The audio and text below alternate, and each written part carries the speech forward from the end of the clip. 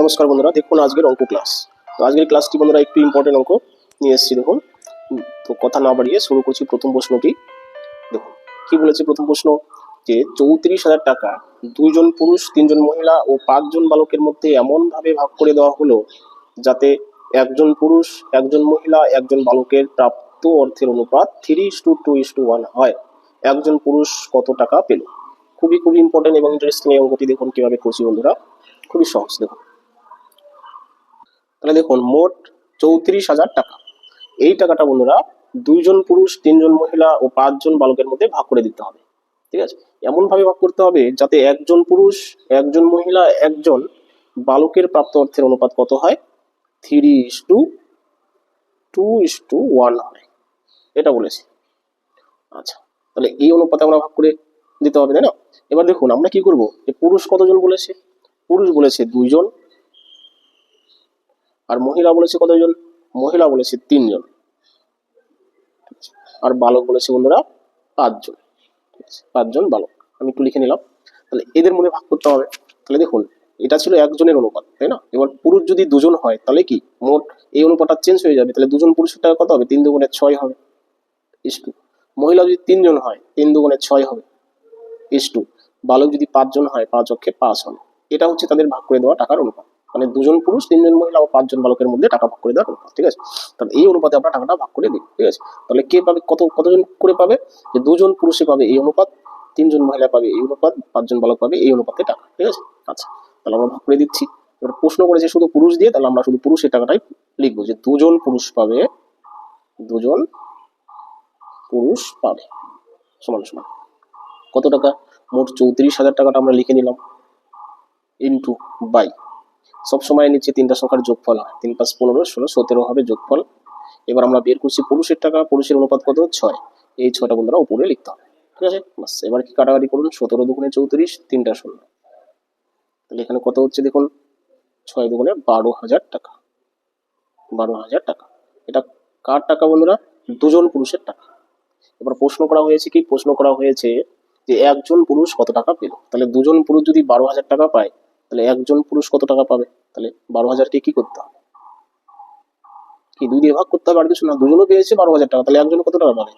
মুখোমুখি হয়ে যায়, 6,000 টাকা, তাই না? 6,000 টাকা। আর এটাই হচ্ছে বন্ধুরা উত্তর। তো আশা করি অঙ্কটা বুঝে থাকবেন এবং ক্লাসটিও ভালো লেগে থাকবে। যদি ক্লাসটি ভালো লেগে থাকে এবং কি যদি আপনি বুঝে থাকেন, আপনার যদি কোনো উপকারে লেগে থাকে, তাহলে অবশ্যই লাইক করবেন, কমেন্ট করবেন, শেয়ার করবেন। নতুন বন্ধুরা অবশ্যই চ্যানেলটি সাবস্ক্রাইব করবেন। কোথাও যদি কোনো প্রবলেম থাকে, যদি না বুঝে থাকেন, অবশ্যই আমাকে কমেন্ট করে জানান। ঠিক আছে, আচ্ছা তাহলে বন্ধুরা চলে আসছি পরের প্রশ্নে, অর্থাৎ 2 নম্বর। কি বলেছে, যে এ ও বি এর মাসে আয়ের ও ব্যয়ের অনুপাত যথাক্রমে 3:2 এবং 5:3। যদি প্রত্যেকে মাসে 1,000 টাকা করে সঞ্চয় করে, তাহলে বি এর মাসিক আয় কত?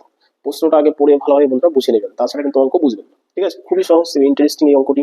দেখুন 3 সেকেন্ডে বা 4 সেকেন্ডে আপনার এই প্রশ্ন উত্তর হয়ে যাবে, যদি একটু মন দিয়ে দেখুন।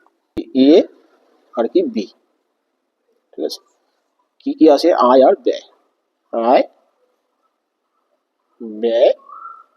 আচ্ছা, সঞ্চয়টাও আমি লিখে নিচ্ছি, দেখুন সঞ্চয়, এই 3টা কথা বলেছে।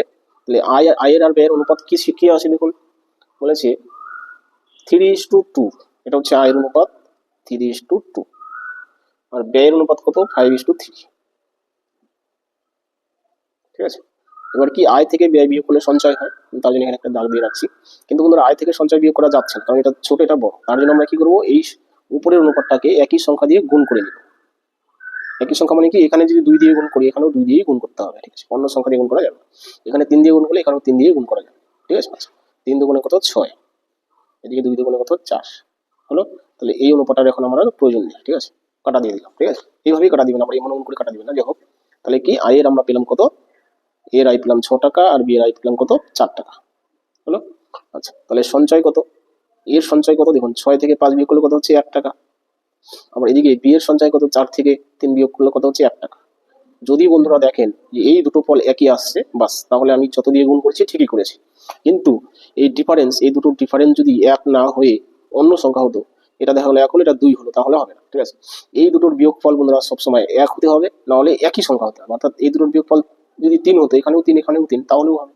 কিন্তু এখানে একটা সংখ্যা, এখানে যদি আলাদা সংখ্যা হয়, তাহলে বন্ধুরা এই ট্রিক্স খাটবে না। ঠিক আছে, দেখো ট্রিক্সটি কি, আমরা সঞ্চয়, কার সঞ্চয় পেলাম? এটা এর সঞ্চয়।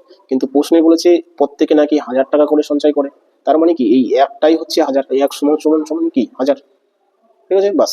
এবার প্রশ্ন করেছে কি বি এর মাসিক আয় কত, তাহলে বি এর মাসিক আয় আমরা কি লিখেছি, এই যে 4, তাহলে একের মান যদি 1000 হয় তাহলে 4 এর মান কত, 4000, ডাইরেক্ট গুণ করে দিই 4000। তাহলে এটাই হচ্ছে কার, বি এর আয়, ঠিক আছে। প্রশ্ন করা হয়েছে যে বি এর আয় কত, বাস, তাহলে এটাই হচ্ছে বন্ধুরা উত্তর, ঠিক আছে। দেখুন 4000 কত নম্বর অপশনে আছে, ডি নম্বর অপশনে আছে, তাহলে ডি নম্বর অপশন বন্ধুরা উত্তর। তো আশা করি বন্ধুরা অঙ্কটা বুঝে থাকবেন, যদি বুঝে থাকেন এবং ক্লাসটি যদি আপনার ভালো লেগে থাকে, ট্রিক্সটি যদি আপনার ভালো লেগে থাকে, তো অবশ্যই অবশ্যই কি করবেন, লাইক করবেন, শেয়ার করবেন, নতুন বন্ধুরা অবশ্যই চ্যানেলটি সাবস্ক্রাইব করবেন।